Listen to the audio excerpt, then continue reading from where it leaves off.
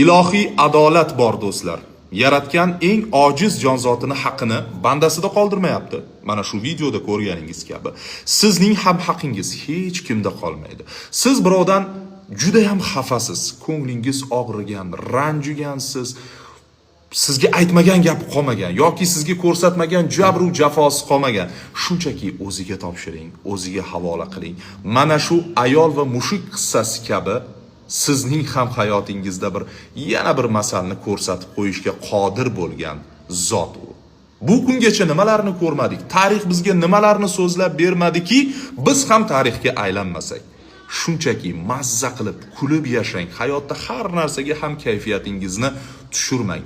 Arzimaydi hech narsa mana shu umringizni bo'lar bo'lmas narsalarga qurbon qilishingizga. Doim tabassum qiling.